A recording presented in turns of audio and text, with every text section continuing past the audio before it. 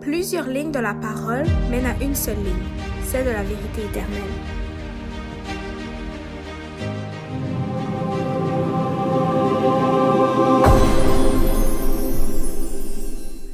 Que signifie alors être justifié par la foi? C'est le sujet de ce matin.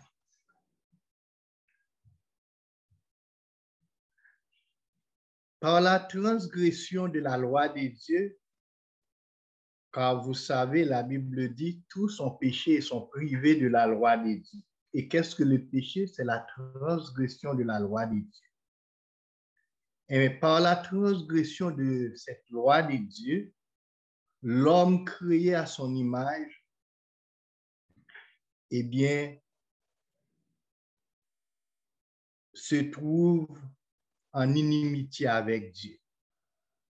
Et l'homme s'est ligué ou allié avec Satan contre son Créateur. Le péché qui se trouve en son cœur a créé de l'inimitié contre Dieu. Et pour pouvoir se justifier, l'homme a jeté le blâme sur Dieu et lui a rendu responsable de tout son malheur. C'est ce que Lucifer a fait au ciel et Adam en Éden. Lorsque Lucifer a péché dans le ciel, il a transgressé une loi, mais il a rendu Dieu responsable en disant que la loi n'est pas faite pour les êtres saints. Les êtres célestes n'ont pas besoin de loi. C'est parce que Dieu a mis la loi, c'est à cause de cela qu'il est péché. Et Adam a fait de même en Éden. Il s'est justifié. C'est la femme que tu as mise à côté de moi qui m'a donné l'arbre à manger. C'est à cause d'elle que j'ai péché contre toi. L'homme essaie de se justifier par tous les moyens, mais Dieu avait une solution. Dieu, dans son grand amour, a proposé un deal au thème duquel un marché a été conclu. Une proposition a été faite en ces mots. Voici mon fils, je vous l'offre. Il a négocié avec moi pour vous un accord de paix, de justice et d'amnistie. Si vous acceptez mon fils comme médiateur entre moi et toi, j'abandonne immédiatement la poursuite contre toi. Je ne retiens aucune charge contre toi. J'oublie tous les torts, les souffrances et les insultes que vous avez faits à ma loi. Je te déclare justifié, acquitté, libéré. C'est sous cette condition que Dieu a libéré l'homme, avoir la foi en son Fils. Dès que l'homme a choisi cette condition, le principe de la foi en Jésus, eh bien, l'homme est acquitté, l'homme est libéré, l'homme est déclaré juste. C'est cette seule condition que Dieu donne à tout un chacun pour être justifié, pour être réconcilié avec lui, pour faire la paix avec Dieu. Il n'y en a pas un autre. Être libéré sur condition, être justifié, c'est ce que ça veut dire. Être déclaré juste ou être acquitté. L'homme, pour sa part, n'a pas à subir un procès au criminel, car tous ceux qui transgressent une loi, soit d'un gouvernement quelconque, mais l'homme, la personne doit être accusée au criminel. Eh bien, l'homme est déclaré juste sans avoir subi un procès. Il serait condamné sur le champ s'il devrait subir un procès, car Dieu ne pouvait abolir ou changer un seul commandement de sa loi pour plaire aux hommes. Donc, il a été acquitté ou libéré sous condition. Quelle est la condition? Sur les principes de la foi. Les péchés, ouais, les pécheurs devaient avoir la foi en mon Fils, c'est ce que Dieu dit, et c'est ce qui était négocié dans le conseil de paix entre le Père et son Fils. Jésus a négocié avec son Père ce principe. Je me donne pour mes frères en sacrifice. S'ils acceptent de m'accepter comme leur sauveur, comme leur avocat, Père, je te demande de les libérer automatiquement et de les déclarer justes sans passer en jugement. Mais le procès a quand même eu lieu à la croix. Ce n'est pas l'homme qui était jugé. Jésus a pris la place de l'homme et il est jugé à la place de l'homme. Jésus est condamné à la place de l'homme et a été pendu au milieu de deux malfaiteurs et l'homme a été justifié, l'homme a été libéré, l'homme a été relâché. Il a accepté que c'est la condition, c'est que l'homme doit accepter c'est son péché ou c'est à cause de son péché que Jésus est rendu sur la croix. C'est à cause de son péché que Jésus est condamné. Or, Jésus a été condamné à sa place. C'est cette condition-là. Dieu propose un deal à tous ceux et celles qui ont péché contre lui. Il peut être libéré sur cette condition, accepter que c'est son péché qui a amené Jésus à la croix, accepter Jésus comme leur avocat, comme leur sauveur. Et immédiatement, Dieu a abandonné la poursuite contre l'homme qui était un criminel. Dieu les a déclarés justes. C'est tellement simple, il y a beaucoup de monde qui ne va pas le croire. Dieu a abandonné la poursuite contre l'homme parce que son Fils a accepté de payer à la place de l'homme. Paul résume tout cela en 4 mots. 4 mots de l'Évangile. Or, c'est par lui que vous êtes en Jésus-Christ, lequel de par Dieu a été fait pour nous sagesse, justice, sanctification et rédemption. Jésus-Christ a été fait pour nous sagesse. Il a été fait pour nous justice. À travers Jésus, Dieu nous a rendu ça et Dieu nous a instruits car nous étions ignorants. Dieu nous a justifiés, il nous a acquittés car nous étions méchants, condamnés. À travers Jésus-Christ, Dieu nous a rachetés. Jésus a été fait rédemption. Et à travers Jésus-Christ, Dieu nous a purifiés. Jésus a été fait sanctification pour nous. Quand Dieu nous regarde à travers Jésus-Christ, il nous regarde comme des gens sages, des gens justifiés, des gens rachetés et des gens sanctifiés, car Jésus-Christ a été fait tout cela pour nous à la seule condition que nous acceptons Jésus comme notre garant de la vie éternelle, comme notre sauveur et que nous avons la foi en lui. Voilà ce que Jésus a dit à son Père. Père, traite mes frères à la manière dont tu me traites et traite-moi comme mes frères auraient dû être traités. traite-moi comme un coupable pour qu'il soit traité comme injuste.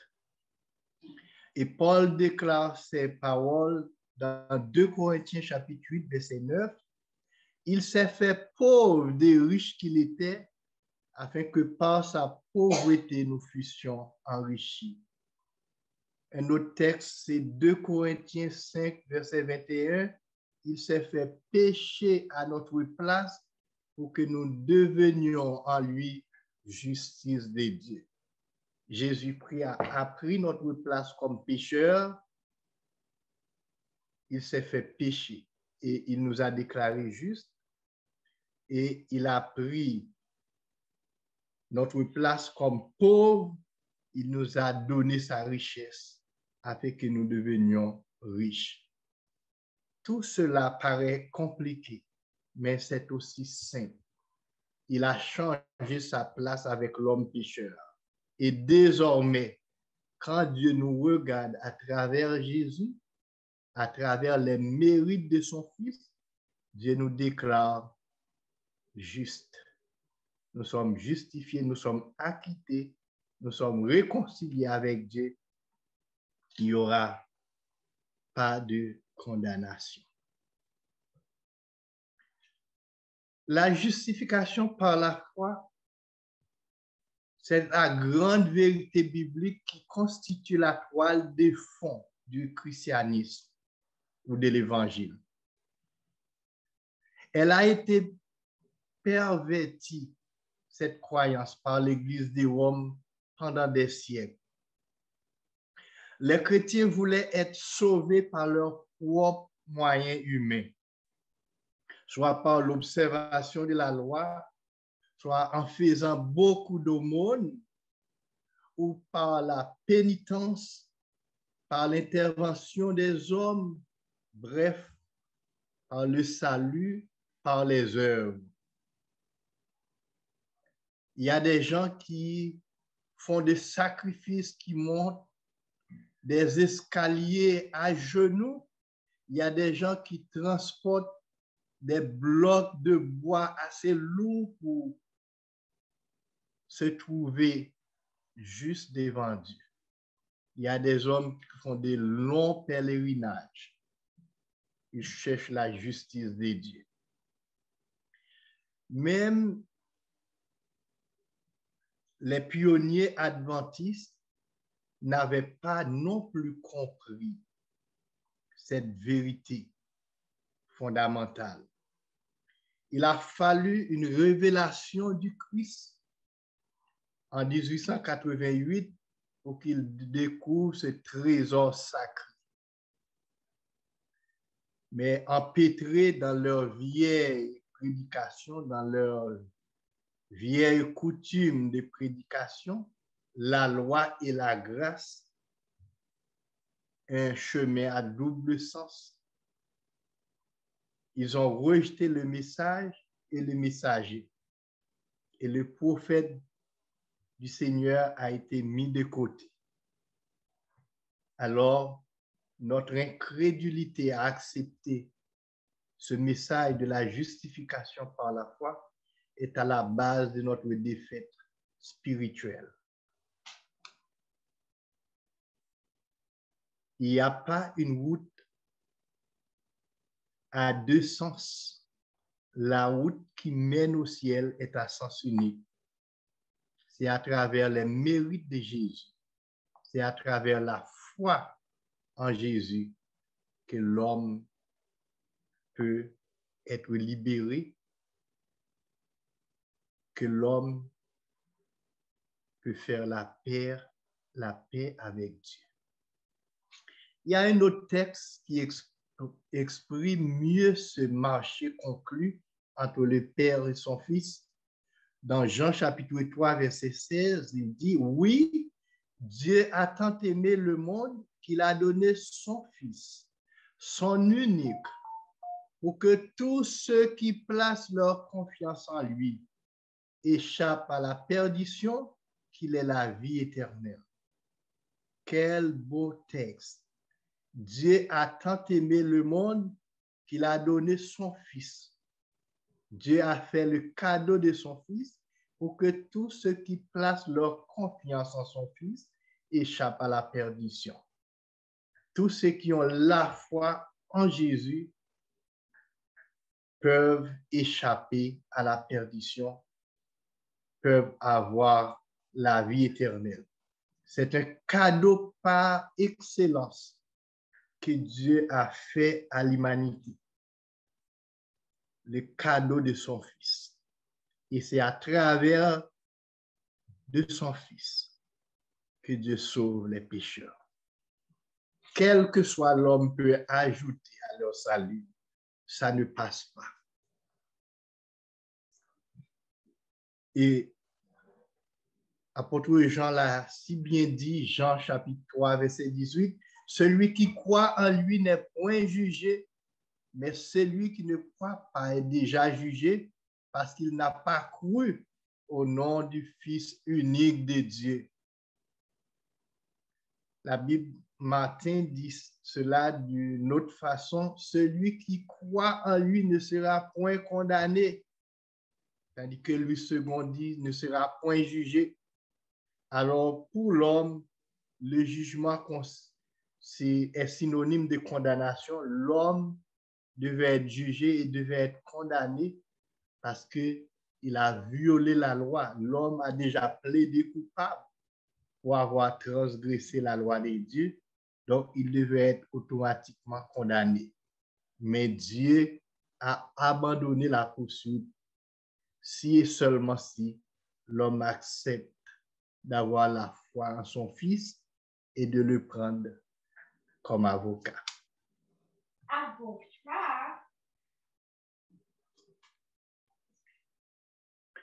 Le salut est un don de Dieu. Apôtre Paul dit dans Éphésiens chapitre 2, verset 8, « Car vous êtes sauvés par la grâce, par le moyen de la foi, et cela ne vient pas de vous, c'est le don de Dieu. » Le salut est un don de Dieu. Comment Dieu sauve les pécheurs? Par la grâce. Dieu fait une grâce, mais comment l'homme accepte cette grâce? C'est par la foi. La foi, c'est la main qui s'allonge vers Dieu pour saisir la grâce que Dieu nous a faite. Donc, c'est par la grâce que Dieu sauve les pécheurs, mais les hommes doivent saisir cette grâce par la main de la foi. Avoir foi à travers le Fils de Dieu qui est mort pour nous sur la croix. Je cherche une façon pour l'expliquer. Par exemple, je prends quelque chose qui est plus commun aux Haïtiens. À Port-au-Prince, par exemple, il y a une île qui se trouve en face de Port-au-Prince qui s'appelle la Gonâve. Il y a 80 kilomètres qui séparent Port-au-Prince de la Gonâve, mais ce n'est pas la mer, c'est par bateau on devait atteindre la Gonâve à partir de Port-au-Prince. Il n'y a pas d'autre moyen de se rendre à la Gonâve que par bateau, un petit canot quelconque, mais ça va prendre des heures. L'homme ne peut pas prendre la mer à la nage pour arriver à la Gonâve, c'est trop long, 80 kilomètres.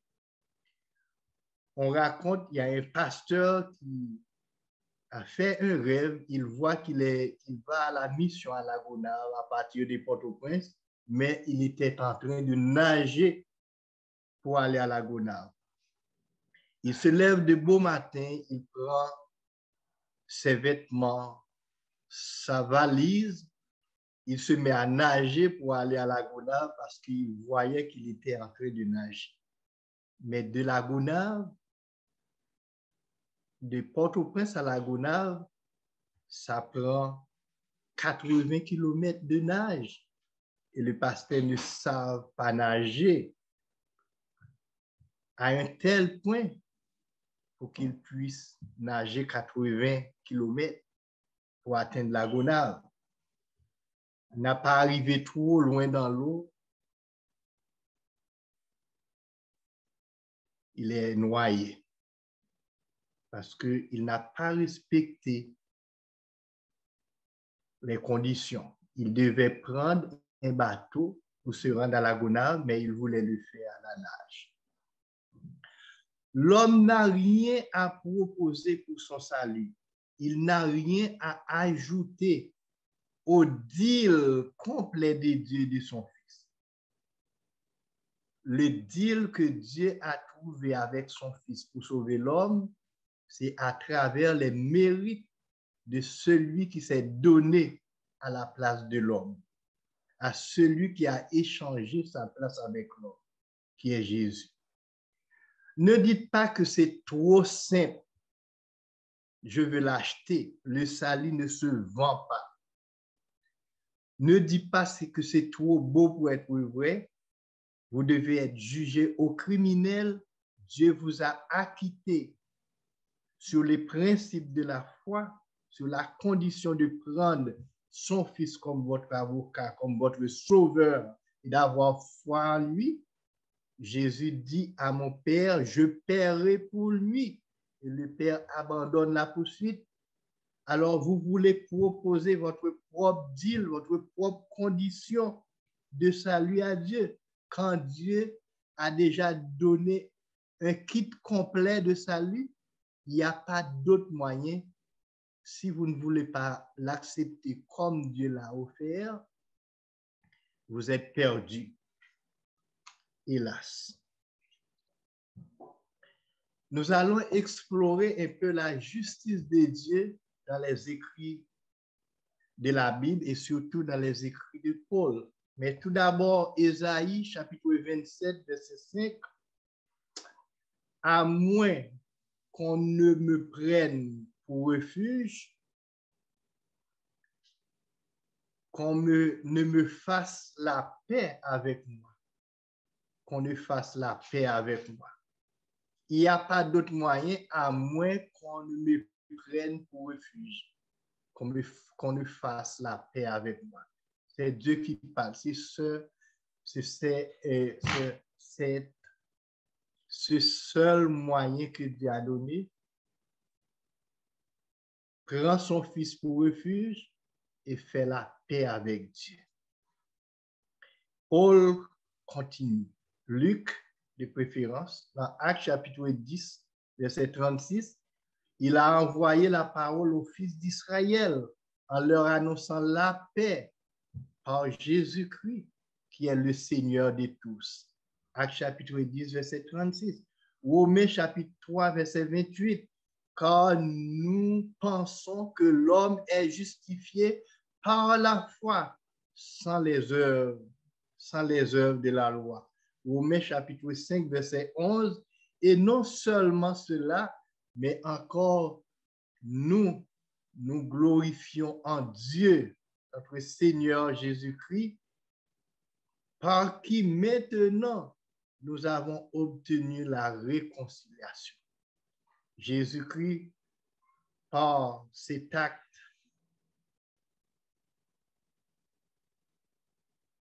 par la croix, par son sacrifice, il nous a réconciliés avec Dieu. Pour comment il a satisfait les exigences de la loi de Dieu. Car Dieu devait venger sa loi, puisque la loi de Dieu est immuable. Immuable, on ne peut pas la transgresser sans conséquence. Il a fallu trouver un coupable pour satisfaire les exigences de la loi de Dieu. Et son Fils a été vengé à ma place. Il a été jugé comme un malfaiteur à ma place. C'est pourquoi je suis libre. Je suis libéré grâce à son Fils.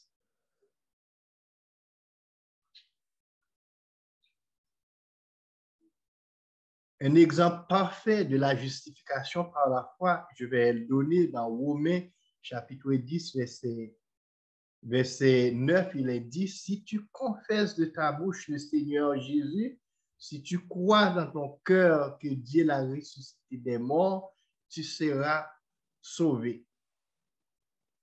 Il faut que tu confesses de ta bouche que tu as cru en notre Seigneur Jésus, mais il faut que tu crois dans ton cœur en le Seigneur Jésus, mais il faut, dans la mesure du possible, le confesser à d'autres personnes, le partager à d'autres personnes. Un exemple clair, c'était le larron de la croix. La Bible rapporte que 2 malfaiteurs étaient crucifiés, l'un à gauche, l'autre à droite de Jésus. Il y a un qui était en train de se moquer de Jésus comme faisaient tous les gens de la foule. Mais il y a un autre qui avait une sorte de retenue qui ne moquait pas Jésus. Mais il a pris la parole publiquement, tandis qu'il était sur une croix, à gauche ou à droite de Jésus, qu'importe. Mais il faisait la différence. Pendant que l'autre se moquait de Jésus, disait, mais n'es-tu pas le Christ? Si tu es le Christ, descendez de la croix et sauve-nous. Essayez de nous sauver avec toi de la croix. Ce n'est pas le salut que Jésus était venu d'apporter aux hommes, mais il voulait quitter la croix, il voulait se sauver de la croix pour qu'il n'accepte pas son châtiment.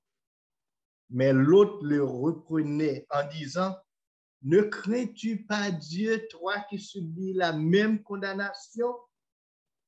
Pour nous, c'est justice, car nous recevons ce qu'on mérite nos crimes. Mais lui, il n'a rien fait de mal. Alors cet homme reconnaît que c'était son péché qui a amené Jésus sur la croix. Il a cru dans son cœur que Jésus était sur la croix pour lui, pour le sauver. Parce qu'il était criminel et d'après la loi romaine, il devait être pendu au bois, à la croix. Bien que cette punition n'a pas été faite pour les Romains, mais pour les citoyens non romains. Et bien pour les Juifs et pour les autres. Et bien Jésus n'était pas romain puisqu'il a accepté de me remplacer.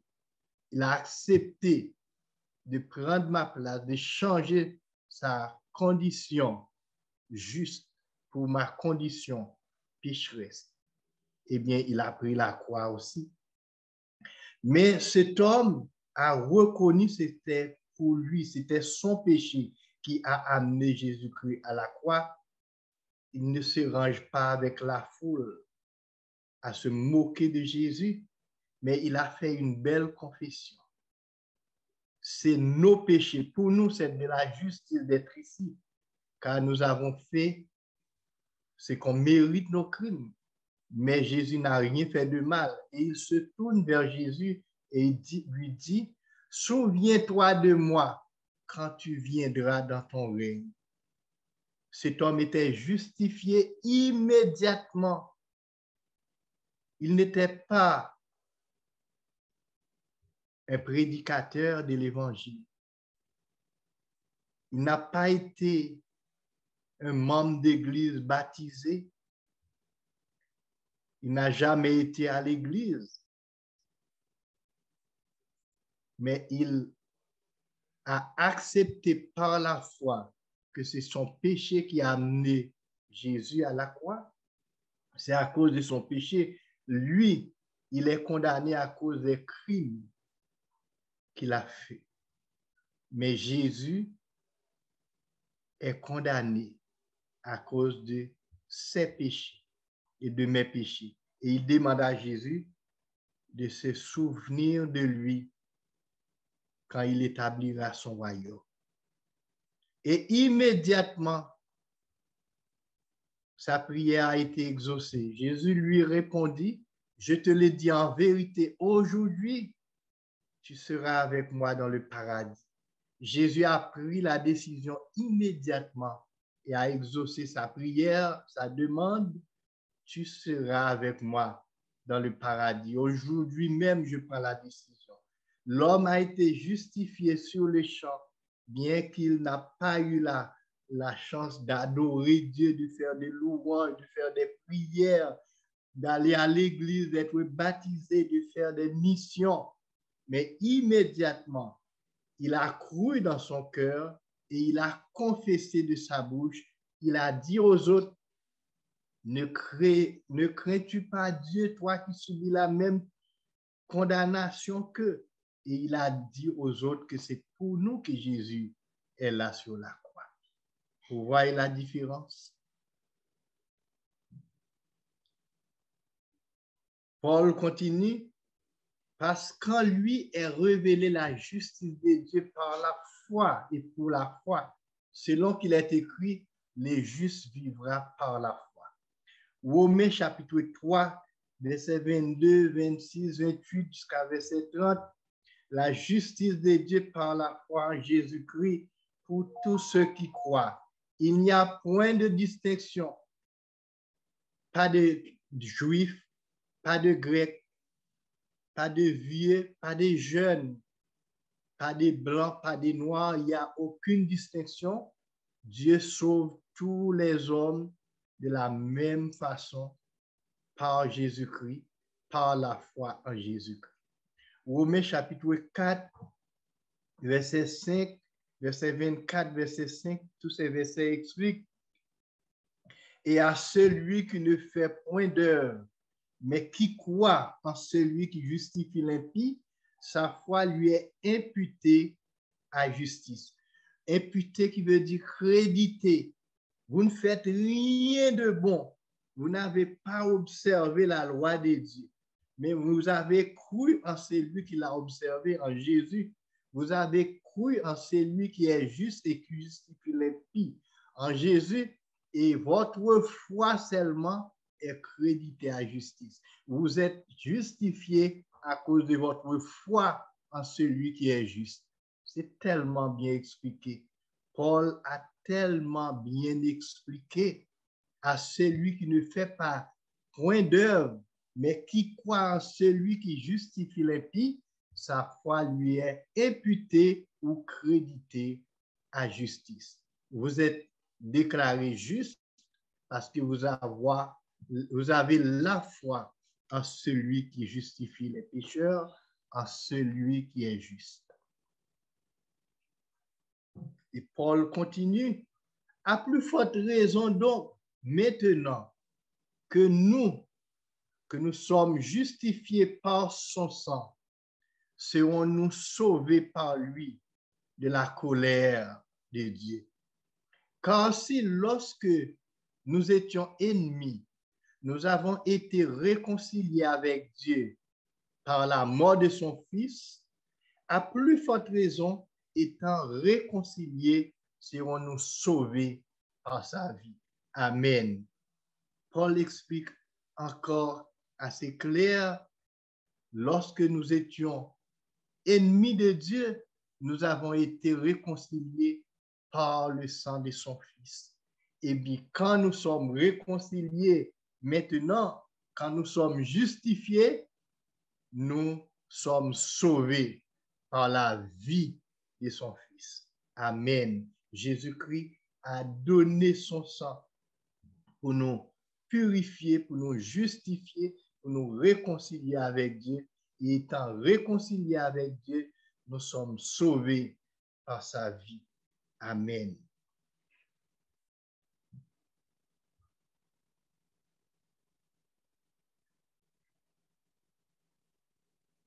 On ne va pas expliquer trop de choses ce matin. Je voulais que ce message soit assez clair pour que tout le monde puisse le comprendre.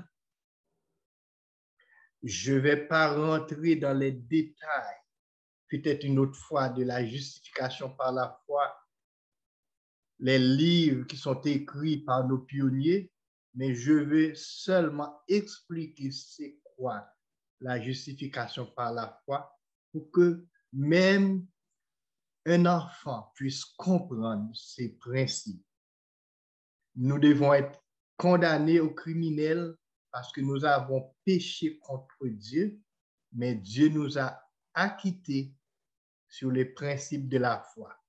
Il suffit seulement d'avoir la foi en son Fils et Dieu va nous déclarer juste. Il va abandonner la poursuite contre nous. Nous n'allons pas être poursuivis aux criminels. La chaîne va tomber de nos pieds, de nos mains, et Dieu va nous déclarer acquittés. Nul n'a besoin d'acheter un papier de la main d'un prêtre ou de quelconque leader religieux pour être justifié, comme cela se passe au Moyen-Âge. C'est un mensonge. Nul n'a besoin de faire de longs pèlerinages ou encore de donner la moitié de sa fortune à une organisation religieuse pour être justifié ou pour avoir le salut. Un kit complet de salut a été trouvé par Dieu et son Fils, justifié sur les principes de la foi. Tous sont péchés, tous étaient poursuivis aux criminels pour avoir transgressé la loi de Dieu. Son Fils unique engendré a accepté de subir la colère de Dieu à notre place. Désormais, Dieu nous déclare justifiés, acquittés, sous la condition que nous ayons la foi en son Fils. Croyez-vous en Jésus, le divin Fils de Dieu? Si oui, il n'y aura pas de jugement et il n'y aura pas de condamnation. Vous faites la paix avec Dieu. Vous êtes acquittés. Vous êtes réconciliés avec Dieu. Vous êtes réconciliés. C'est le message d'aujourd'hui. Que le Seigneur vous bénisse. Allez réfléchir. Si vous ne faites pas encore la paix avec Dieu, faites-le tout de suite. Car Dieu va vous acquitter de toutes les charges qu'il a retenues contre vous. Que le Seigneur vous bénisse. Je vous souhaite un bon sabbat. Prions le Seigneur.